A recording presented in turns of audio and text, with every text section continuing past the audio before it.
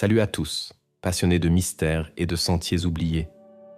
Avez-vous déjà ressenti cette attraction irrépressible pour un lieu dont on vous dit de vous éloigner à tout prix?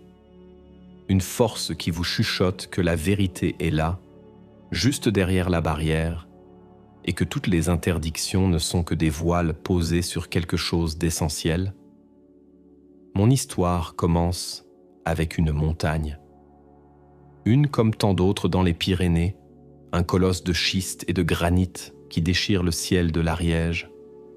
Sauf que celle-ci, le pic de l'Aube morte, est une anomalie. Ce n'est pas son nom officiel, bien sûr. Sur les cartes IGN, elle est à peine nommée. Un simple point, coté à 2814 mètres. Mais pour les gens d'ici, dans les vallées encaissées autour de Massat, c'est la montagne interdite. Et cette interdiction n'a rien d'une légende pour touristes. Elle est réelle, matérialisée par des panneaux de la préfecture, des barrières rouillées et surtout par la présence dissuasive et quasi permanente d'un peloton de gendarmerie de haute montagne. La raison officielle ? Zone de protection intégrale pour des raisons géologiques et écologiques. Risque d'effondrement imprévisible, présence d'une flore endémique unique et fragile. Un charabia administratif qui sonne faux à quiconque a déjà marché dans ces montagnes. Des zones comme ça, il y en a des dizaines. Aucune n'est gardée comme une forteresse. Je m'appelle Julien et je suis géologue. Ou plutôt, j'étais géologue. Ma carrière universitaire a implosé il y a 5 ans à cause de cette montagne. J'avais postulé pour un projet de recherche basé sur des anomalies magnétiques que j'avais détectées à distance et des rapports historiques parlant de champs de la Terre dans ce secteur précis. Mon hypothèse, jugée fantaisiste, suggérait la présence d'un immense réseau de cavités contenant des formations cristallines uniques capables d'entrer en résonance sous l'effet des contraintes tectoniques. On m'a ri au nez. Mon directeur de thèse m'a poliment conseillé de me concentrer sur des sujets plus sérieux. 6 mois plus tard, la zone était bouclée par arrêté préfectoral. Coïncidence ? Je n'y ai jamais cru. Depuis, c'est devenu une obsession. Une blessure d'orgueil, peut-être, mais aussi une conviction profonde que le pic de l'Aube morte cache quelque chose qui dépasse l'entendement. Élodie, ma compagne, photographe documentaire, me regarde faire avec un mélange d'affection et d'inquiétude. Elle a accepté de m'accompagner pour ce pèlerinage, officiellement pour faire des photos de la faune locale. Officieusement, elle est là pour me surveiller, pour s'assurer que mon obsession ne me pousse pas à commettre une folie. Nous sommes installés depuis 1 semaine dans un gîte à la sortie du village de Le Port. Chaque matin, je sors sur le petit balcon en bois et je la regarde. La montagne. Elle domine l'horizon, sa face nord perpétuellement dans l'ombre, son sommet souvent nimbé d'une couronne de nuages étrangement statiques. Elle ne ressemble à aucune autre. Il y a une austérité en elle, une sorte de refus. Elle n'invite pas, elle repousse. Et c'est précisément ce qui m'appelle. Hier, nous avons tenté une première approche. Nous avons suivi le sentier balisé jusqu'à la limite de la zone interdite. La barrière est là, ridicule, et pourtant infranchissable. À côté, une guérite moderne, vitres teintées, antenne satellite. Pas de fumée, pas de lumière, mais une présence indéniable. On se sent observé. Élodie a sorti son téléobjectif, a pris quelques clichés de la paroi, des panneaux. Il y a quelque chose qui ne colle pas, Julien, m'a-t-elle dit. Regarde les panneaux. Ils ne sont pas usés par les intempéries. Ils sont neufs. Ils les remplacent régulièrement. Et il n'y a aucune trace de passage. Pas même un sentier d'animal qui traverse la limite. C'est comme si même la nature respectait l'interdit. Sa remarque a fait écho à mes propres pensées.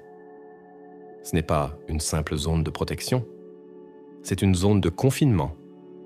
Mais confiner quoi? Le risque d'éboulement? Une fleur rare? Ou la vérité?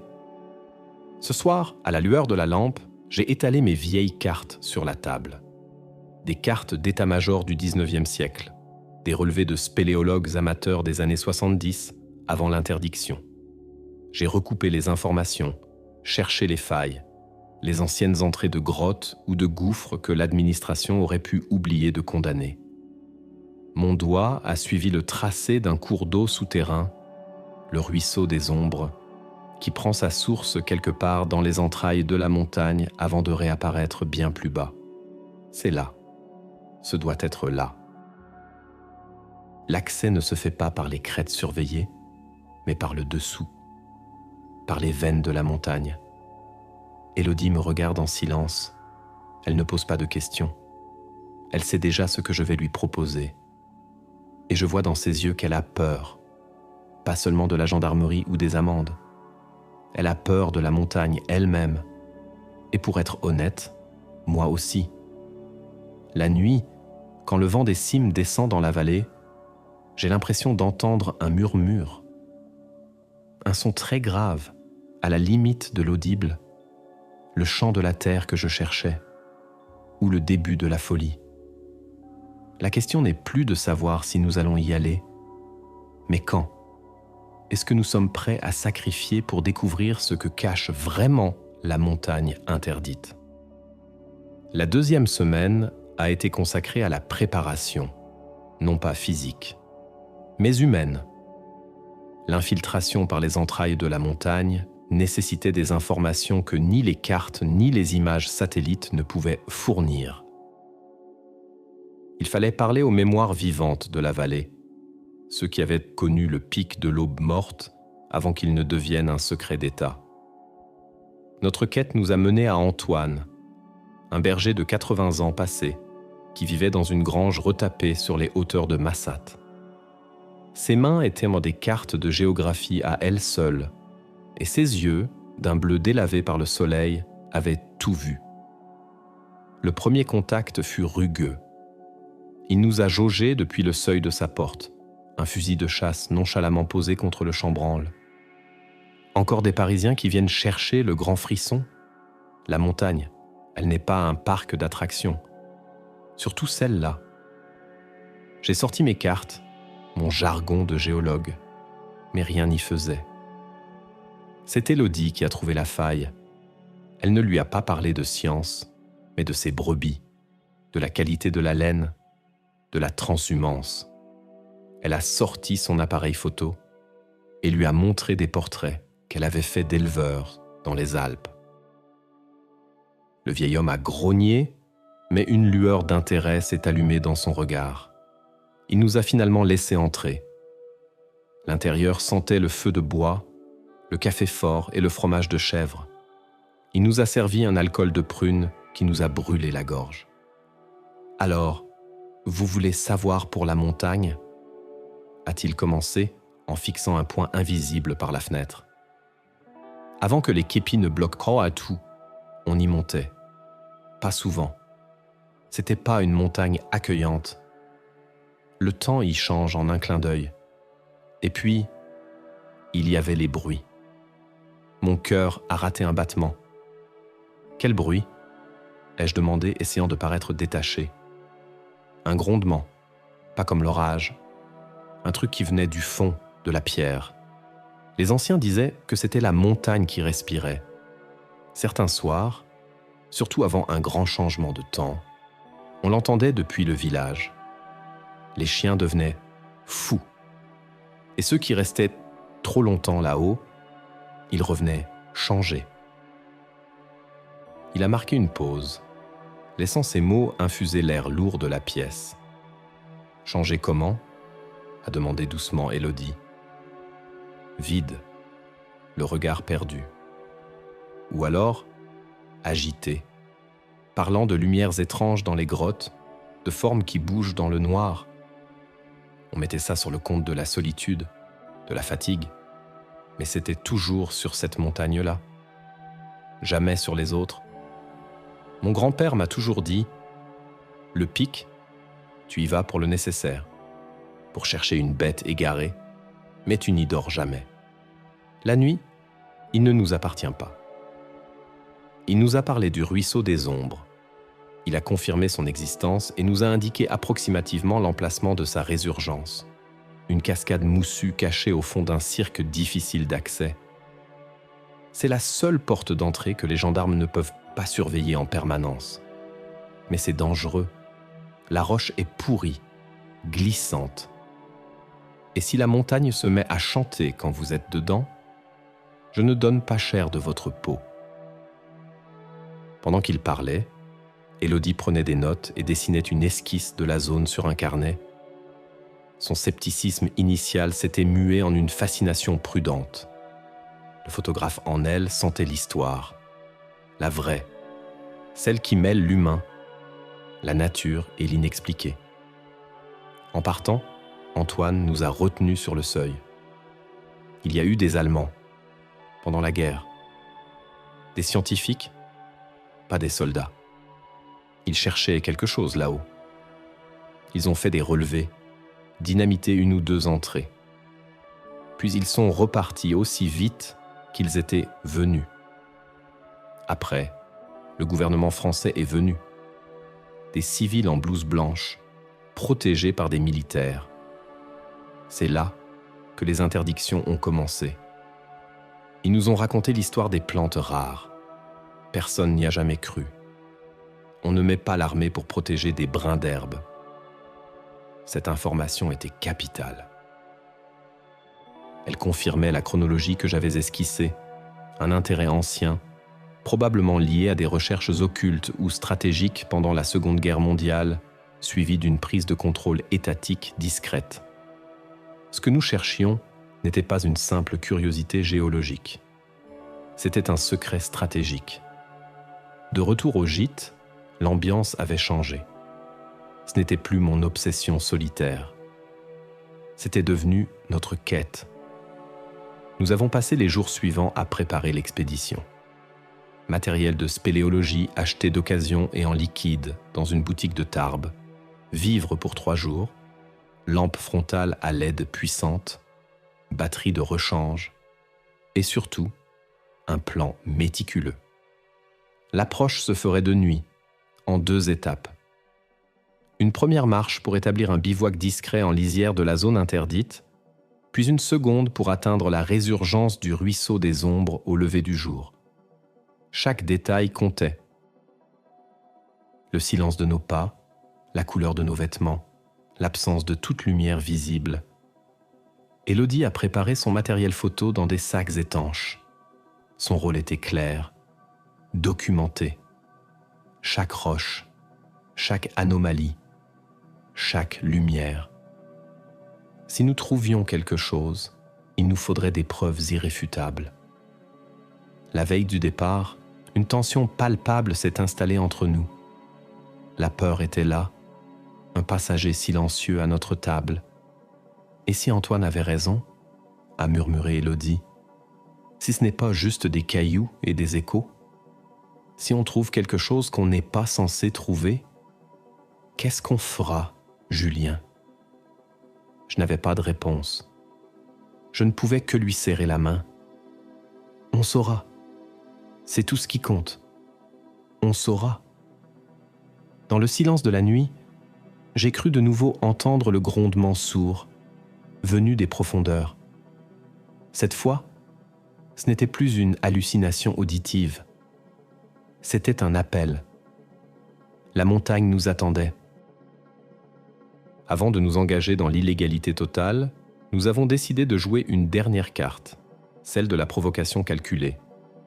Nous voulions tester le niveau de réaction des autorités, mesurer leur nervosité.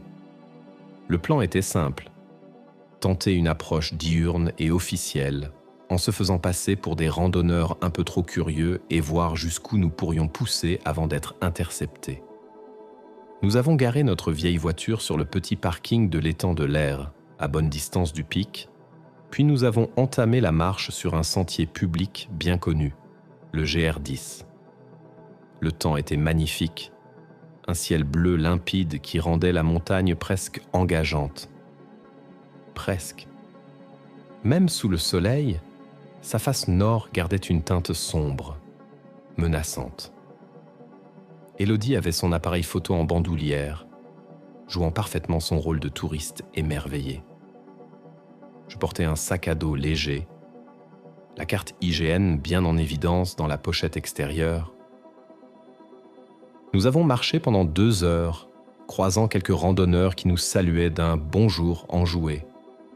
Puis, nous avons quitté le sentier principal pour une sente plus discrète qui montait en direction de la zone interdite. Le changement d'atmosphère fut immédiat. La végétation se fit plus rare, la roche plus présente. Le silence n'était plus celui, apaisant, de la haute montagne, mais un silence lourd, attentif. Nous n'avons pas eu à attendre longtemps. Alors que nous nous approchions à environ 500 mètres de la limite matérialisée par les panneaux, une silhouette est apparue sur la crête au-dessus de nous.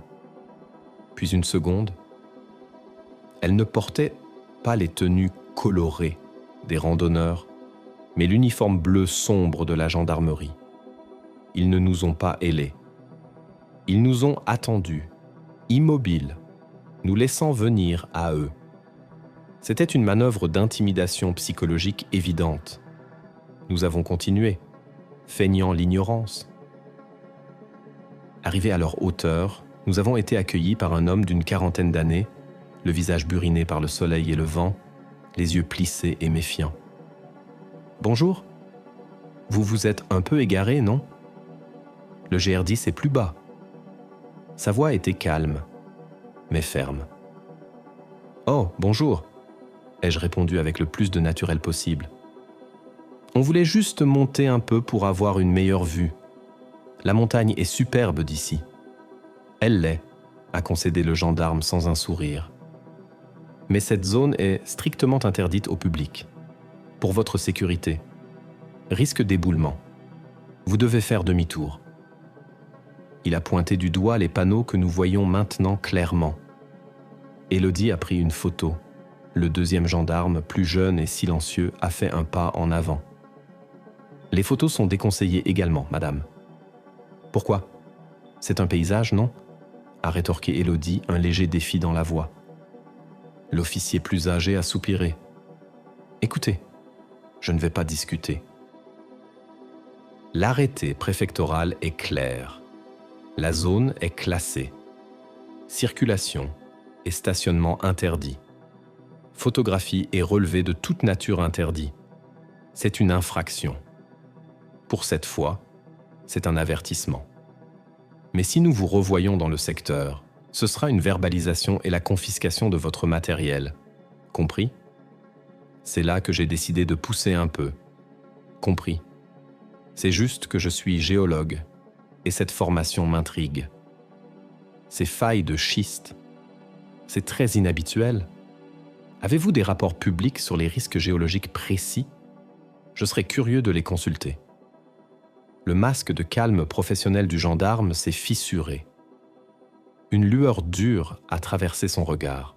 « Monsieur, je ne suis pas là pour faire un cours de géologie. Je suis là pour faire appliquer la loi. Vous avez vos papiers d'identité sur vous ? » Le ton avait changé. Nous n'étions plus des randonneurs égarés, mais des suspects. Nous leur avons donné nos cartes d'identité. Le jeune les a prises et s'est éloigné de quelques pas, parlant dans sa radio. Nous entendions des bribes de conversation.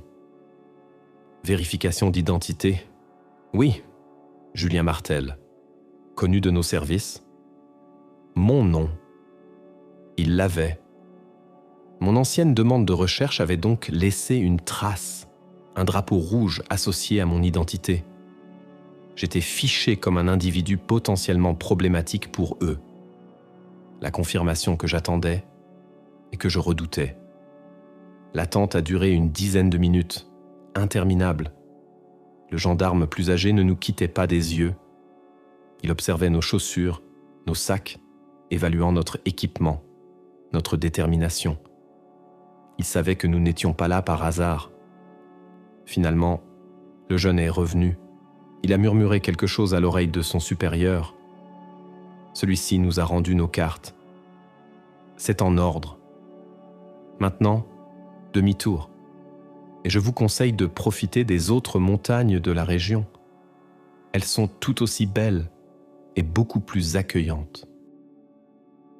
Son dernier mot était chargé d'un sous-entendu qui ne laissait aucune place au doute. Ce n'était pas un conseil. C'était un ordre doublé d'une menace.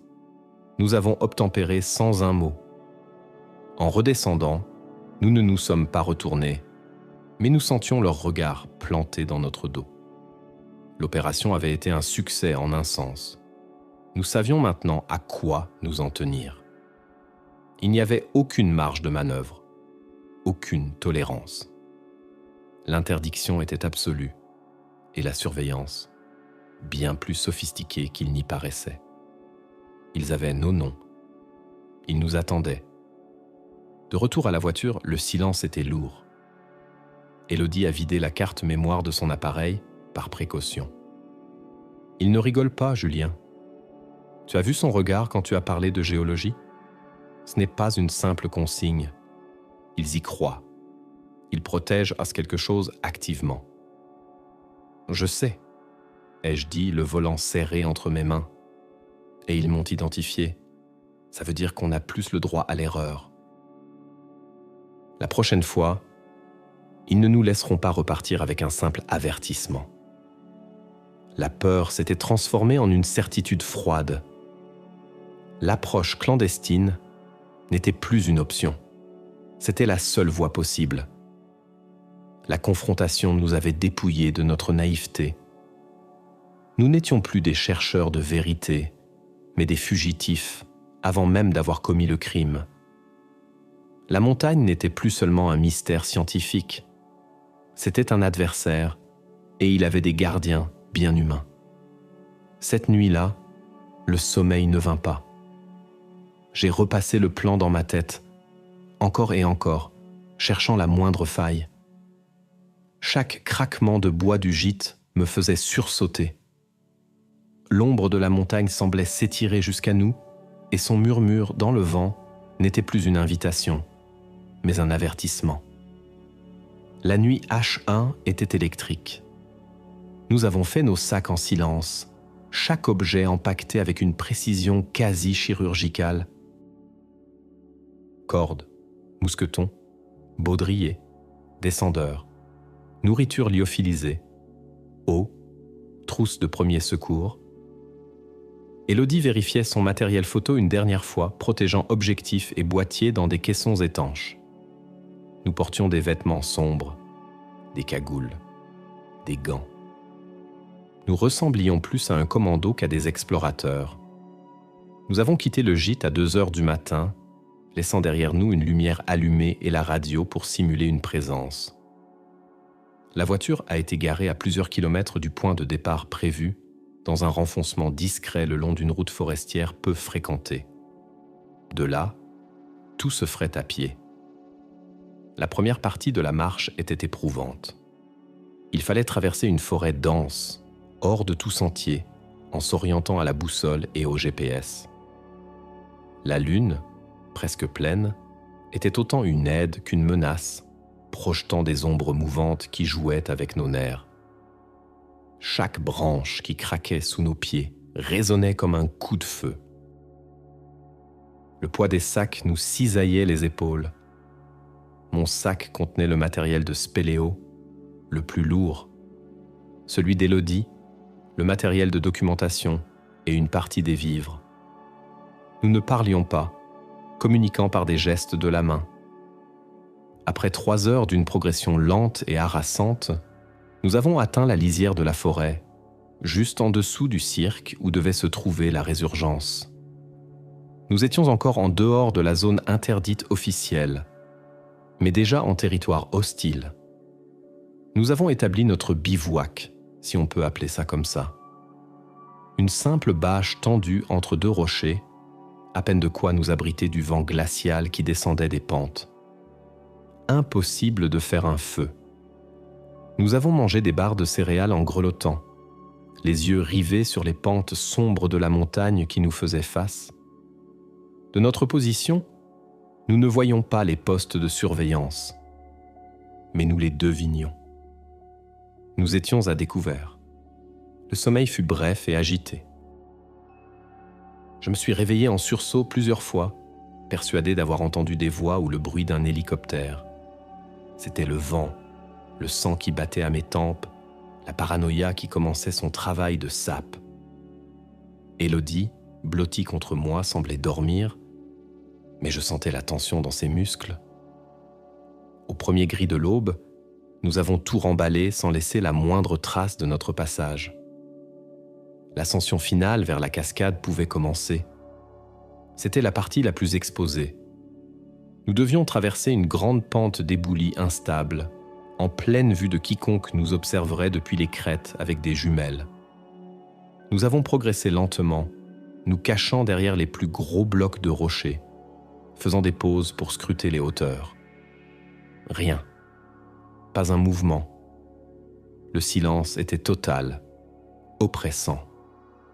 Le soleil se levait à peine, baignant les sommets opposés d'une lumière rose, mais notre versant restait plongé dans une ombre froide et bleue. C'est là que nous l'avons entendu. La cascade. Un grondement sourd, d'abord lointain, puis de plus en plus présent à mesure que nous nous approchions du fond du cirque. Elle était bien cachée, comme l'avait dit Antoine, au fond d'une gorge étroite, invisible jusqu'au dernier moment. L'eau jaillissait d'une cavité sombre à mi-hauteur d'une paroi verticale d'une trentaine de mètres, avant de plonger dans un bassin tumultueux. L'entrée. Le ruisseau des ombres sortait des entrailles de la montagne. C'était notre porte. L'air était saturé de gouttelettes glaciales. Le bruit était assourdissant. Il fallait crier pour se faire entendre. « C'est là !» ai-je hurlé à Élodie en pointant la cavité. « On doit monter !» La paroi était humide, recouverte d'une mousse noire et glissante. J'ai sorti la corde et commencé à préparer l'assurage. C'était une escalade simple en théorie. Une voie de 4 ou 5, mais les conditions la rendaient extrêmement périlleuse. Le moindre faux pas serait fatal. J'ai commencé à grimper, posant des coinceurs dans les quelques fissures sèches que je trouvais. Mes doigts étaient gourds de froid. L'eau de la cascade me fouettait le visage. À chaque mètre gagné, je sentais le poids de notre transgression. Nous n'étions plus seulement dans l'illégalité, nous défions la montagne elle-même. Arrivé à la hauteur de la grotte, j'ai installé un relais et j'ai fait monter Élodie. Elle a grimpé avec une agilité et un calme qui m'ont impressionné. Une fois sur la petite plateforme rocheuse devant l'entrée, nous étions trempés, frigorifiés, mais nous avions réussi. Nous étions à l'intérieur, ou plutôt sur le seuil. Devant nous, un tunnel noir s'enfonçait dans l'inconnu. Un courant d'air froid et sec en sortait, contrastant étrangement avec l'humidité extérieure. Il portait une odeur singulière, une odeur de pierre humide, d'ozone et autre chose. Une senteur minérale, presque métallique, que je n'avais jamais rencontrée. Nous avons allumé nos lampes frontales. Leur faisceau puissant semblait être absorbé par l'obscurité à quelques mètres de nous. Le sol était un chaos de blocs de pierre polis par l'eau. Le ruisseau coulait à nos pieds, s'enfonçant lui aussi dans les ténèbres. « On y est, Julien », a dit Élodie, sa voix résonnant étrangement contre les parois. « On y est. » Nous avons fait nos premiers pas à l'intérieur. Le bruit de la cascade s'est estompé derrière nous, remplacé par un silence profond. Un silence comme je n'en avais jamais connu. Ce n'était pas une absence de son. C'était un son en soi, une pression sur les tympans. Et sous ce silence, à la limite de la perception, Je sentais une vibration, le chant de la terre. Il était faible, mais il était là. Nous étions entrés dans la gorge de la bête. Il n'y avait plus de retour possible. Nous avons commencé à avancer, pas à pas, dans le noir absolu, guidés par la lumière fragile de nos lampes. La véritable exploration commençait. Les premiers pas à l'intérieur du réseau souterrain furent une expérience de désorientation totale. Le monde extérieur n'existait plus. Le bruit assourdissant de la cascade avait laissé place à un silence si profond qu'il en devenait physique, une pression palpable sur nos tympans. Le seul son était celui de nos propres corps, notre respiration haletante, le froissement de nos vêtements, le cliquetis des mousquetons à nos baudriers et le murmure constant du ruisseau des ombres qui coulait à nos côtés, notre fil d'Ariane dans ce labyrinthe. L'air était incroyablement pur, mais froid et chargé de cette odeur métallique que j'avais sentie à l'entrée. Nos lampes frontales découpaient en des cercles de lumière crue sur les parois, révélant une galerie aux dimensions impressionnantes.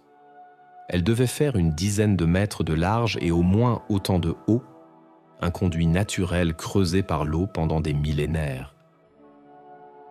Les murs étaient d'un schiste noir et lisse, presque poli, zébré par endroits de filons de quartz blanc qui brillaient sous nos lampes comme des cicatrices lumineuses. Nous avons progressé pendant ce qui m'a semblé être 1 heure, mais la perception du temps était déjà altérée. Nous suivions le cours du ruisseau, tantôt marchant sur des bancs de sable et de galets, tantôt grimpant sur des amoncellements de blocs rocheux qui obstruaient le passage. La progression était lente, prudente. Chaque pas était calculé.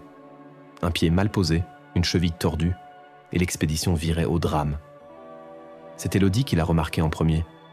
Elle s'est arrêtée, balayant le faisceau de sa lampe sur une paroi. « Julien, regarde. » Je me suis approché. Sur la roche noire, il y avait de petites taches. Des taches d'un vert pâle, presque fantomatiques. Elles semblaient émettre leur propre lumière. Je me suis penché, éteignant ma lampe. Dans l'obscurité totale, le spectacle était saisissant. Les taches brillaient, une lueur douce, froide, irréelle. C'était une bioluminescence. Un champignon, une moisissure, a murmuré Élodie, fascinée. Elle a sorti son appareil photo, changeant d'objectif pour faire de la macrophotographie. J'ai gratté un minuscule échantillon avec la pointe de mon couteau. La texture était gélatineuse, froide. C'était bien un organisme vivant, un champignon ou un lichen, parfaitement adapté à cette obscurité perpétuelle. Nous avons continué notre avancée, et le phénomène s'est amplifié. Les taches isolées sont devenues des plaques, puis des traînées entières qui suivaient les fissures de la roche, dessinant des cartes célestes sur les murs et le plafond de la grotte. Bientôt, la lueur était si présente que nous pouvions éteindre nos lampes et voir distinctement notre environnement. Nous étions baignés dans une lumière verte et diffuse, comme au fond d'un océan extraterrestre. La beauté de la scène était à couper le souffle, mais elle était aussi profondément troublante. Une telle profusion de vie bioluminescente dans une grotte des Pyrénées, c'était du jamais vu. Cela dépassait tout ce que la biologie souterraine connaissait. Élodie photographiait frénétiquement, changeant de carte mémoire, documentant chaque détail. « C'est incroyable », n'arrêtait-elle pas de répéter. Personne ne croira ça. Pendant ce temps, mon attention était captée par autre chose, la vibration. Le grondement sourd que j'avais entendu de l'extérieur était maintenant bien plus perceptible. Ce n'était pas un son au sens classique du terme. C'était une sensation, une basse fréquence qui semblait résonner directement dans ma cage thoracique, dans les os de mon crâne. Un infrason. C'était désagréable. Une sensation de malaise diffus, une anxiété sans objet qui montait en moi. J'ai regardé Élodie. Elle semblait moins affectée, totalement absorbée par le spectacle visuel. « Tu ne sens rien ?» lui ai-je demandé. Elle a froncé les sourcils. Sentir quoi, à part le froid et l'humidité? Cette vibration. Ce son très grave. Elle s'est concentrée un instant, la tête penchée. Non, je n'entends rien, juste le ruisseau. Tu as peut-être les oreilles à boucher à cause de la pression. Je n'ai pas insisté, mais j'étais certain de ne pas l'imaginer. Mon hypothèse sur les résonances tectoniques me revenait en mémoire. Et si ce champignon bioluminescent n'était pas la cause, mais la conséquence? Et si cette énergie, ces infrasons, étaient ce qui permettait à cet écosystème unique de prospérer? Nous sommes arrivés devant un passage plus étroit, une chatière où il fallait ramper sur une vingtaine de mètres, le ruisseau coulant juste en dessous de nous dans une rigole. C'était claustrophobique. La vibration semblait plus forte ici, l'air plus dense. J'ai senti une pointe de panique, l'envie irrationnelle de faire demi-tour, de fuir vers la lumière du jour. J'ai dû me forcer à avancer en me concentrant sur ma respiration. De l'autre côté de la chatière, la galerie s'ouvrait de nouveau, mais elle était différente. Les parois n'étaient plus lisses. Elles étaient hérissées de cristaux. Des formations de calcite et d'aragonite, comme on en voit dans de nombreuses grottes. Mais celles-ci avaient une particularité. Elles étaient immenses, certaines atteignant plusieurs mètres de long, et elles semblaient vibrer, scintillant faiblement au rythme du grondement infrasonique que je percevais. Le champignon bioluminescent était partout, rampant sur les cristaux, leur donnant une teinte verte spectrale. Nous étions entrés dans le cœur du réacteur. C'est à ce moment que j'ai compris. Les Allemands, le gouvernement, les gendarmes, ce n'était pas pour un simple champignon qu'ils gardaient cet endroit secret. C'était pour ça. Un phénomène géophysique d'une nature et d'une ampleur inconnues. Une source d'énergie potentielle? Une arme? Ou simplement quelque chose qu'ils ne comprenaient pas et qu'ils préféraient isoler du monde? Élodie était sans voix. Elle avait posé son appareil photo et regardait la scène, les yeux écarquillés.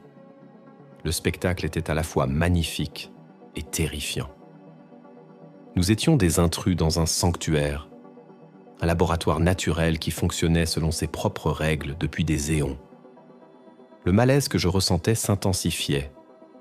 Il s'accompagnait maintenant d'une légère nausée et d'une impression de présence, comme si nous n'étions pas seuls.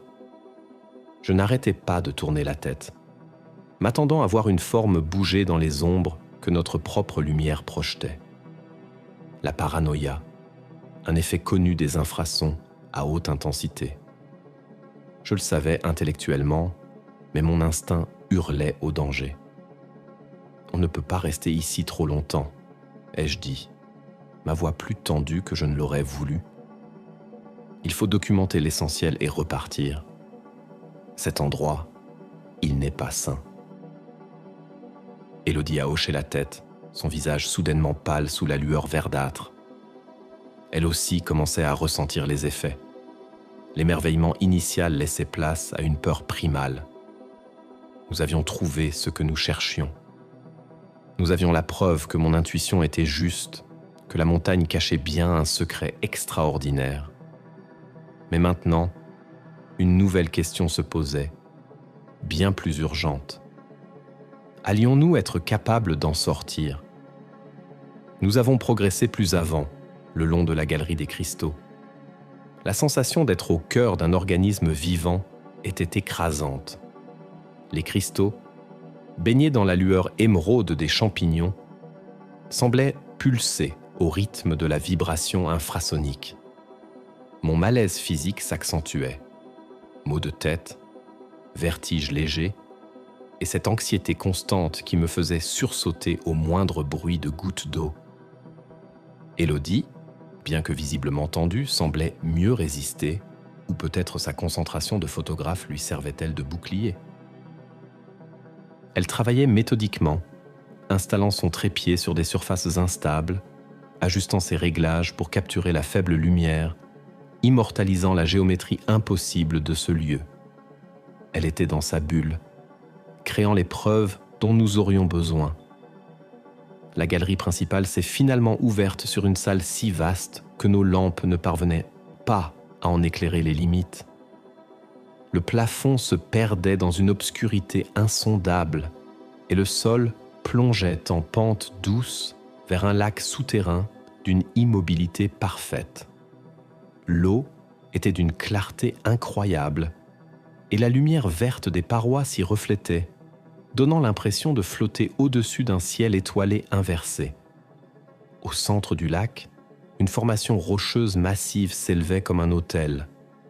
C'est de là que tout semblait provenir. La vibration était à son paroxysme, un grondement si bas et si puissant qu'il faisait vibrer l'air, l'eau et nos propres os. C'était la source. Le cœur, ai-je soufflé, plus pour moi-même que pour Élodie. Nous étions devant le phénomène central, le moteur de tout cet écosystème.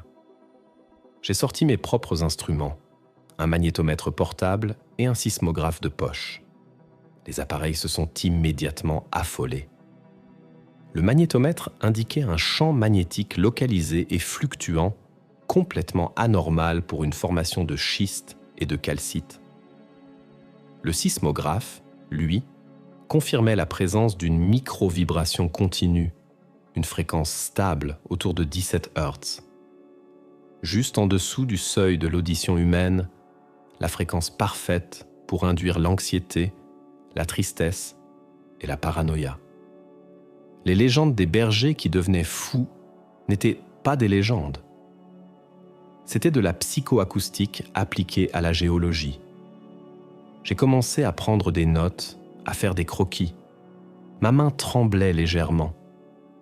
Tout concordait, mais dépassait mes prévisions les plus folles. La combinaison d'un champ électromagnétique puissant et d'infrasons continus, cela pouvait avoir des effets neurologiques profonds sur un être humain exposé de manière prolongée. La bioluminescence n'était peut-être qu'un effet secondaire, une réaction de la matière organique à cette énergie ambiante. Pendant que je notais mes observations, Élodie s'était approchée du bord du lac.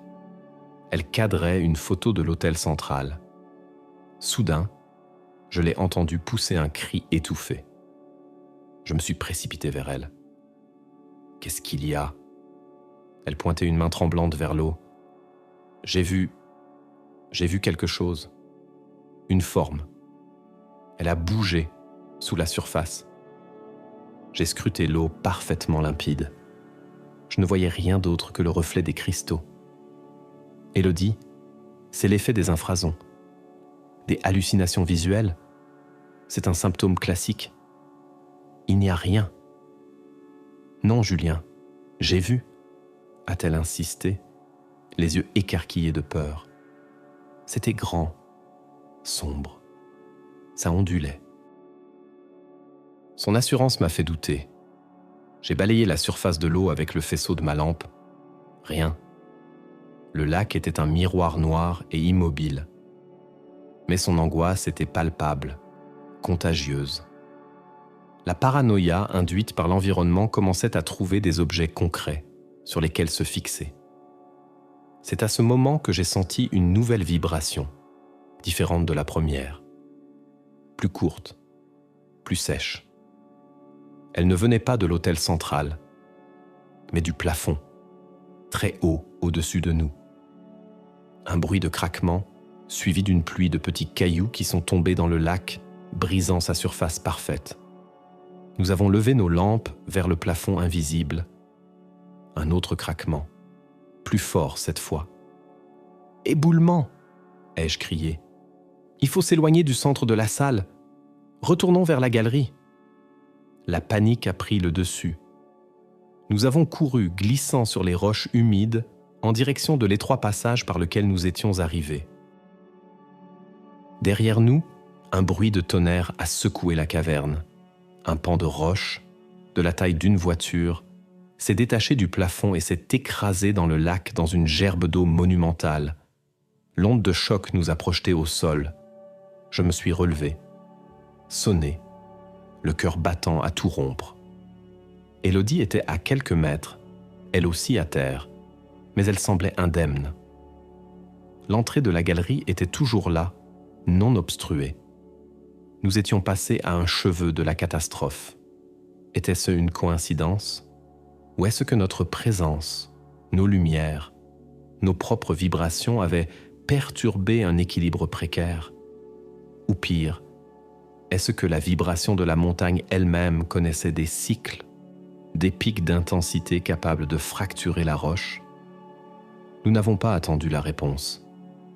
Nous nous sommes engouffrés dans la galerie des cristaux, ne jetant qu'un dernier regard à la salle du lac.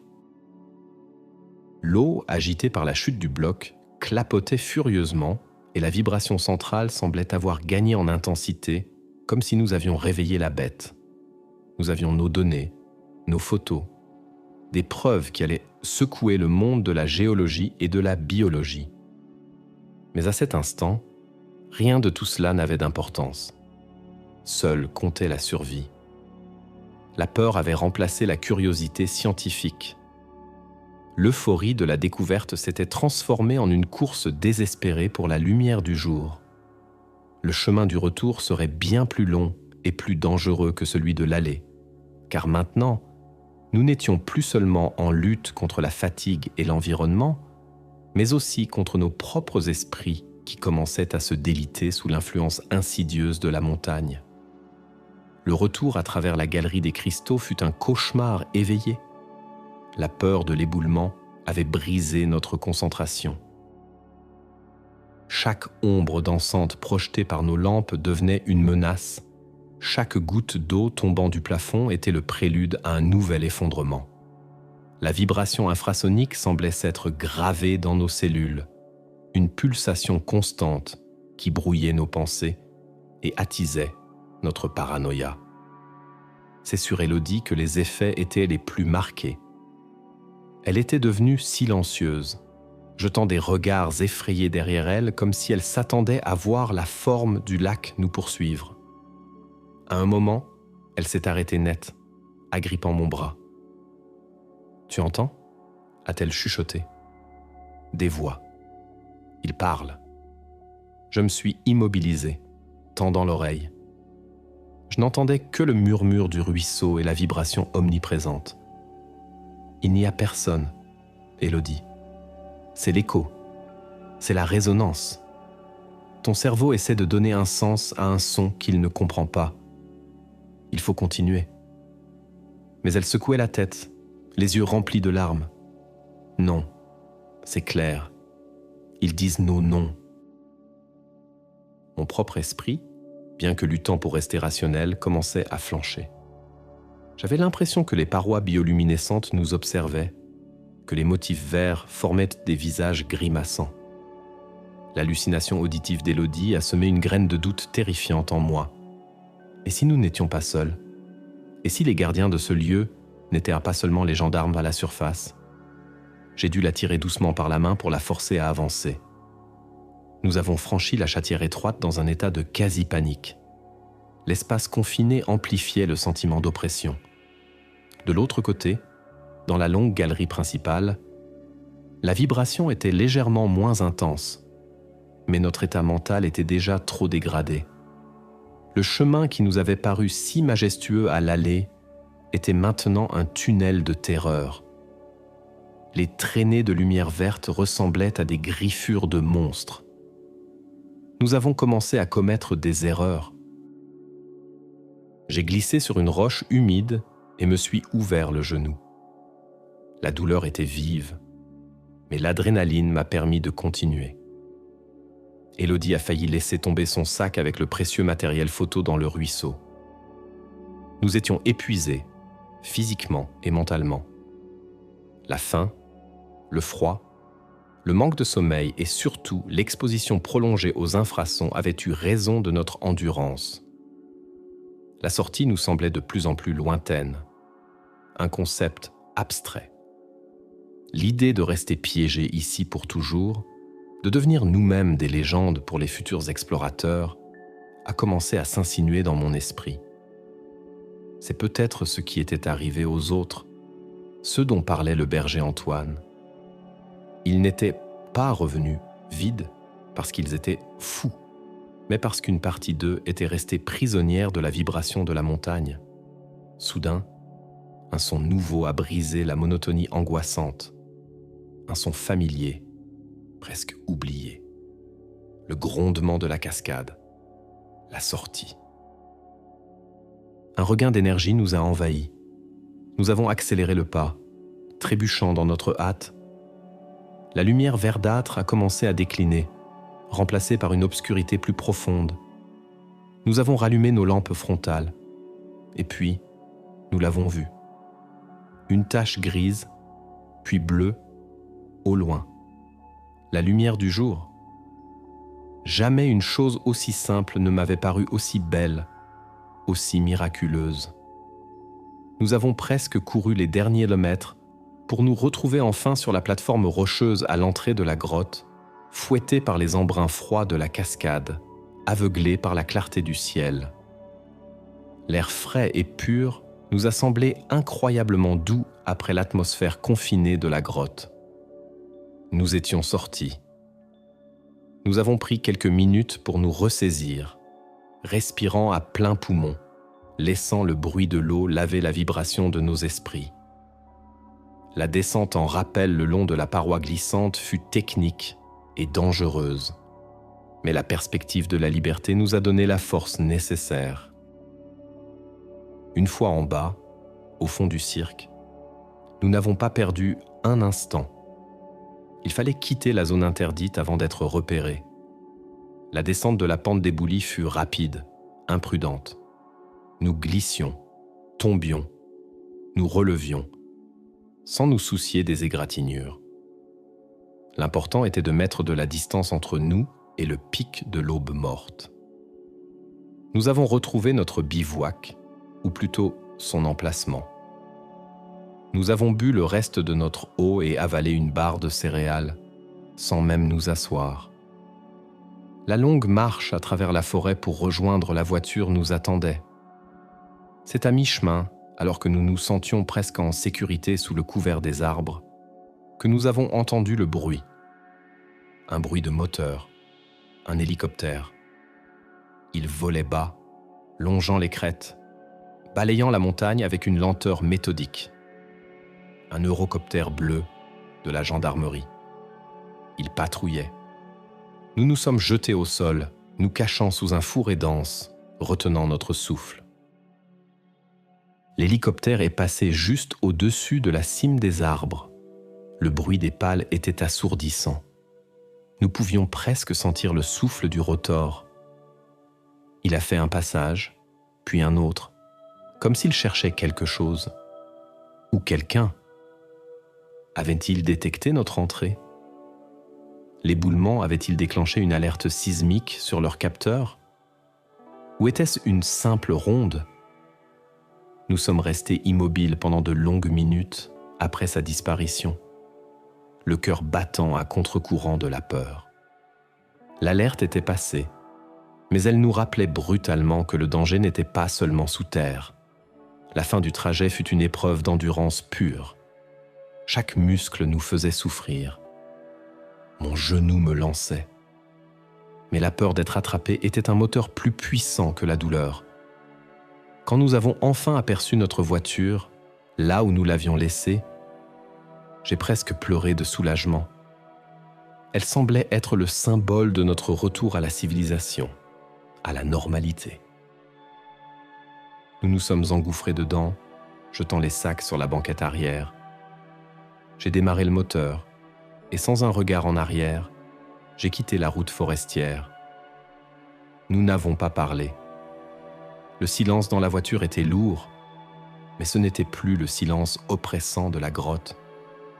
C'était le silence de la décompression, de la survie.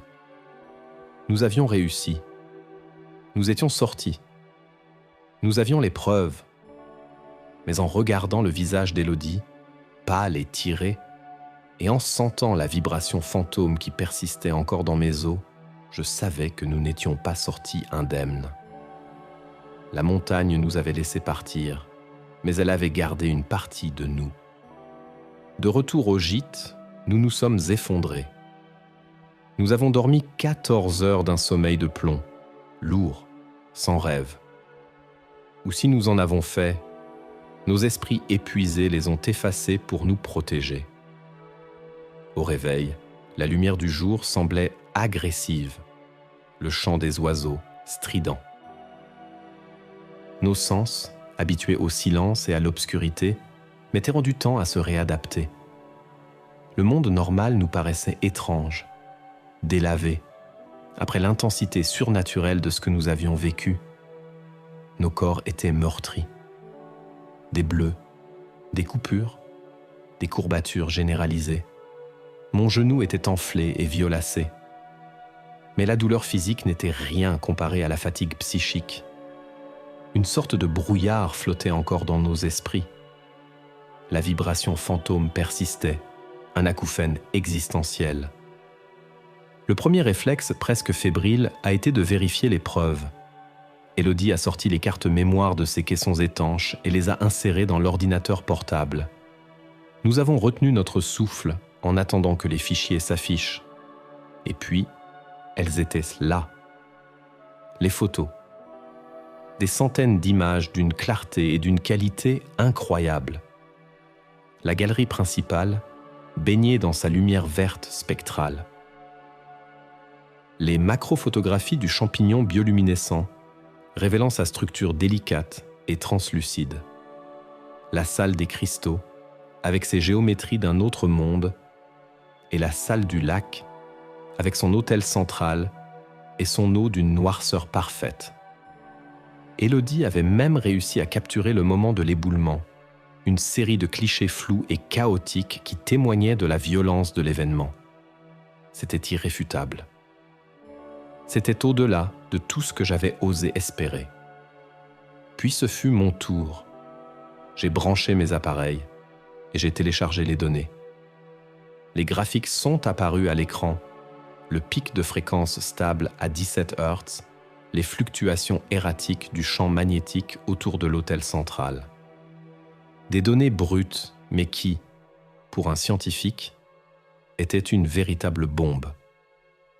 La corrélation entre les phénomènes géophysiques et l'écosystème unique était là, en noir et blanc. Nous avions réussi. Nous avions percé le secret du pic de l'aube morte. Nous étions assis en silence devant l'écran, contemplant notre butin, la validation de mon intuition, la preuve de mon hypothèse rejetée, la justification de 5 ans d'obsession. J'aurais dû ressentir un triomphe, une joie immense. Mais je ne ressentais qu'un vide étrange et une angoisse sourde. La question qui avait suspendu le temps avant notre départ est revenue, mais avec une force décuplée. Et maintenant, que faire de tout ça ? La première option, l'évidence même, était de tout rendre public. Envoyer les photos et les données aux plus grandes revues scientifiques, aux agences de presse internationales, créer un séisme médiatique et scientifique. Je deviendrais célèbre, réhabilité. Le monde entier connaîtrait la vérité sur la montagne interdite. Mais à quel prix ? Nous avions commis une série d'infractions graves. Violation d'une zone classée, dégradation de sites protégés, même si involontaire avec mon prélèvement, mise en danger de la vie d'autrui, la mienne et celle d'Élodie. Les autorités ne nous laisseraient pas nous en tirer.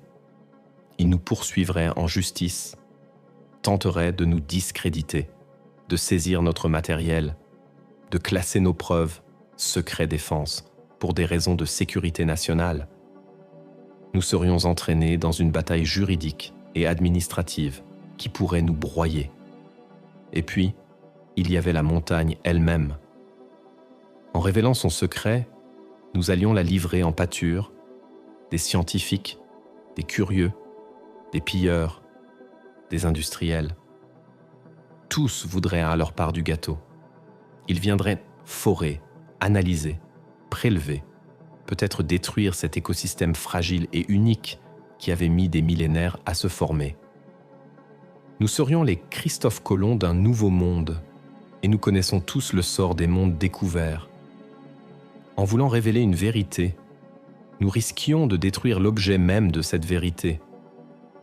L'autre option était le silence. Garder ce secret pour nous,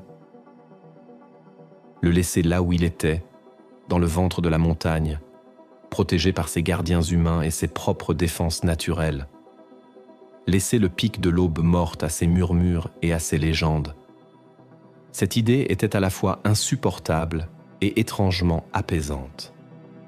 Insoutenable pour mon ego de scientifique, pour mon désir de reconnaissance, mais apaisante pour une autre partie de moi, celle qui avait été profondément touchée et effrayée par la majesté et la puissance de ce que nous avions vu. Peut-être que certains secrets ne sont pas faits pour être partagés. Peut-être que l'humanité n'est pas prête pour tout savoir, pour tout s'approprier. Peut-être que l'interdiction, même si elle était motivée par des raisons étatiques obscures, servait finalement un but plus grand, la préservation de l'inconnu.